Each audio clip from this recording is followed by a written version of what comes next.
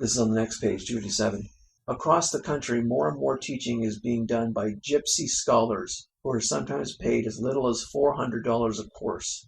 For the stars, things were very different. Most American faculty members had earlier stayed in the classroom, the library, and the study, publishing not for general interest, but as a contribution to knowledge, as the old formulae for the doctoral dissertation had it. Gradually, however, more and more scholars began to consider themselves public intellectuals, able to speak on matters of importance and interest to the mass audiences that read newspapers and magazines, listen to radio, and watch TV.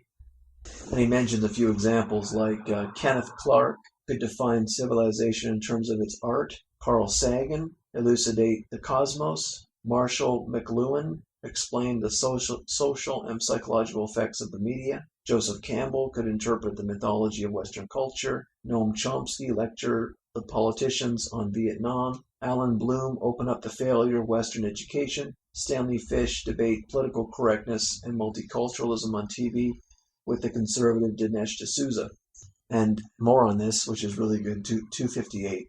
But now every American college professor also suddenly seemed to have found a prophet's rod in his book bag, and even quite ordinary professors like myself began to work up their memoirs and to present their writings about medieval iconography or voting patterns in 19th century Cincinnati in ways that suggested mystery, novelty, and scandal. Robert Nisbet accurately described what happened in the following way. The professor became not only teacher and scholar, but also political intellectual, man of power in party and government, research enterpriser on a large scale, priest in the religion of individuality, therapist for all student needs, reformer, revolutionary when need be, and humanitarian supreme. And with this concept of himself goes the professor's concept of the university's role as the supreme institution in American life.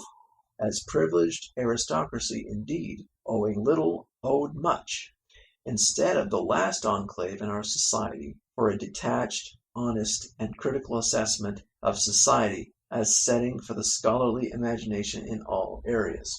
So you can see this new role that the universities have been claiming for themselves, really, and perhaps with some effect from the government. But instead of being a place where your kids go, or you go, and then that's it. And the academics do their own little work and write books, and some of their ideas might actually be applicable, but it's not a center of society, that's for sure, the college and universities. Now the university is supposed to be this center of progress, and this maybe follows quite along with the progressive tendencies in the early 20th century. But now the universities are supposed to be, we're kind of back to this aristocracy view of society. It's not democratic. Now there's these elitists that are going to tell us what to do, kind of like in Soviet Russia, that there's these, we don't need to vote in politicians anymore. We can just have this elite group of polymaths and super intelligent people and knowledgeable scholars who will just set everything in society, and that'll be great. And he says on 261 that another part of this, it seemed like experts were being promoted, right?